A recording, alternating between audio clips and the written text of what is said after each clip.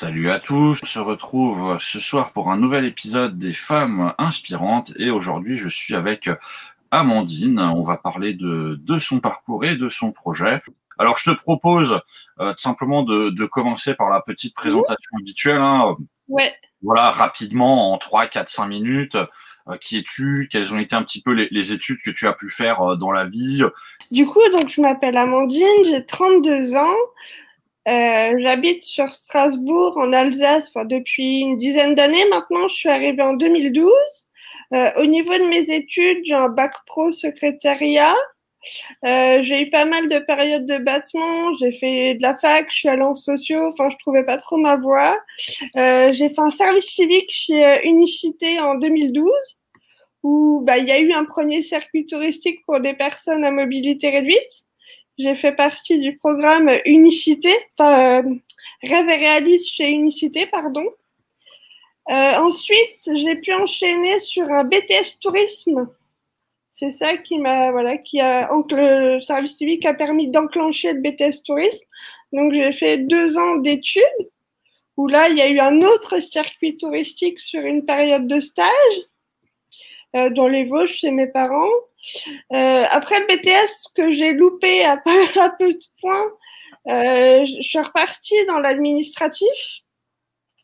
Et là, actuellement, je travaille à l'ESEIS, l'école d'intervention des métiers du social à Schiltigheim, en tant que chargée pas chargée, mais comment on appelle ça, assistante de formation, pardon. Et je m'occupe de la sélection des moniteurs éducateurs. Et donc, en septembre 2020, j'ai créé Roulette et Voyage, vraiment, parce que c'est un projet que j'avais dans la tête depuis le service civique. Et donc, j'ai profité de ma période de chômage pour lancer vraiment Roulette et Voyage. Et donc, à partir du mois de septembre, j'ai eu un partenariat avec une école sur Strasbourg, l'ECM, où là, j'ai demandé à des étudiants de me reprendre le logo, de créer le site internet, flyer, carte de visite. Alors, je te propose qu'on continue un petit peu sur toi et avant de parler concrètement justement donc de ton projet d'association, il faut qu'on parle des voyages puisque si je ne me trompe pas, tu es une grande passionnée de voyages. Ouais. Et donc, est-ce que tu peux un petit peu justement nous dire qu'est-ce qui déjà t'a donné envie de voyager et aussi quels ont été les pays, les endroits dans lesquels tu as pu aller? Ouais. Alors, mon premier voyage, j'avais 12 ans, c'était l'île de la Réunion, c'était pour aller chez mon oncle.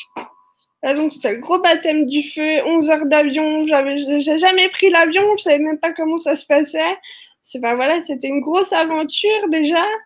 Ensuite, j'ai fait le Maroc plusieurs fois, donc là, j'étais toujours accompagnée de mes parents.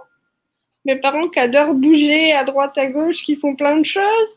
Il y a eu le Maroc 2 fois, c'était Casablanca et Agadir. Donc là aussi, on a pu voir avec le déambulateur, le fauteuil à l'époque, les premières galères aussi d'Andy voyageuse. Qu'est-ce qu'on a fait? On a fait la Corse. J'ai fait pas mal de choses. Je suis allée en Belgique, à Berlin, en Allemagne. Voilà, il y a plein de petits voyages comme ça. Et ce qui m'a donné envie, déjà, c'est l'ouverture, aller vers les autres, découvrir des nouvelles cultures. Et puis aussi voir comment au niveau du handicap, ça se passe ailleurs.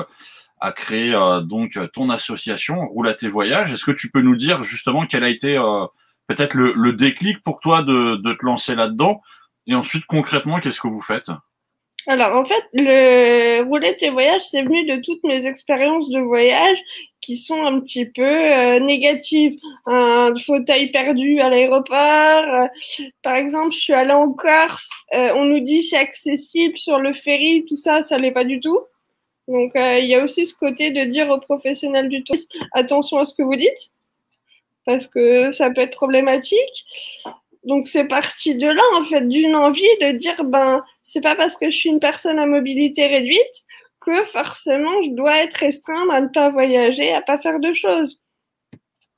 C'est pour ça, du coup, en créant Roulette et Voyage, ce que je voulais, c'était surtout dire aux autres personnes à mobilité réduite, vous pouvez voyager, vous avez accès au patrimoine touristique, il n'y a pas de problème. Moi, je m'engage à vous fournir quelque chose d'accessible, clé en main. Et du coup, voilà, Roulette et Voyage, c'est ça. C'est créer du circuit touristique. Bon, pour l'instant, on est vraiment sur quelque chose d'alsacien, alsatique. On reste sur le territoire, mais j'aimerais bien pouvoir, dans plusieurs années, avoir d'autres antennes dans d'autres régions. Mais voilà, nous, ce qu'on fait, c'est vraiment du circuit touristique à la clé, sur mesure. Moi, je vais proposer des circuits avec peut-être mes centres d'intérêt, des visites de musées, ce qui me plaît. Après aussi, si j'ai une personne qui vient vers moi en me disant je voudrais faire ça, c'est aussi m'adapter à la demande de la personne. Et c'est aussi aller sensibiliser les professionnels du tourisme en leur disant, voilà, face à une personne à mobilité réduite, il peut se passer ça, ça ou ça, et voilà comment on peut mettre les choses en place.